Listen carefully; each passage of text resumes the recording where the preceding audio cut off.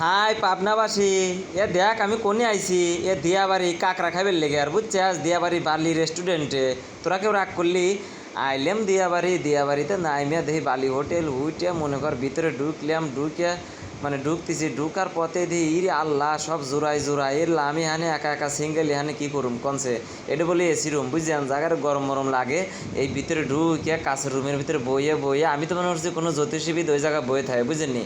পরে দেখি অসাধারণ, ওরে বাবারে বাবা, ওই দেখি বাবারে বাবা লাল টুকটুকে একটা বোন আসতেছে বুঝেননি জোরালিয়া।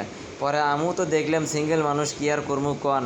আর রেস্টুরেন্টটা এত সুন্দর বাবারে বাবা, সন্ধ্যা সন্ধ্যা ভাব, চারিদিকে আলোর অভাব বুঝছেন। আর এত পরিমাণ আলো দিয়ে তুই স্যার, এত পরিমাণ মনে করেন প্রাকৃতিক পরিবেশ। আইয়ান কি করুম ইয়ানে। পরে দিলাম চাউমিন অর্ডার, আর হইতেছিল কাঁকড়া অর্ডার বুঝিনি। আমি জীবনে কোনোদিন কাঁকড়া খাই নাই, গেছি হলো কাঁকড়া খেয়ে লেগে। আইলাম দ্বিতীয় তলায় আইসে ইহানে বসে করলাম যে সুন্দর ভিডিও ছাড়লেই ফর ইউ বুঝছেন। আনেরা কেউ রাগ করলেন।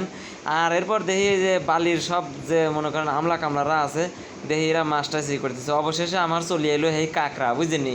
এরে বাবারে বাবা, জীবনে আমি কাঁকড়া খাইনি, আইসি কাঁকড়া খাইবার। ভাই তোরা কেউ রাগ করিস না বুঝছিস। এখন তো কাঁকড়া দেই, হ্যাঁ আমি তো মাথা নষ্ট, এত বড় কাঁকড়া আমি একা একা খাইতে পারুম। আবার আছে হাতে চাউমিন বুঝিনি। আমি তো কোনো কিছু এর আগে খাই নেই। পরে কি করুম, পরে খাইলাম ও মা, এখন দেই সেই স্বাদ বুঝিনি কেন। আর খাইতে খাইতে মনে করেন হন্দা হয়ে গেল। হন্দা হওয়ার পর এখন কী করুম, দেখি এত সুন্দর ভিউ।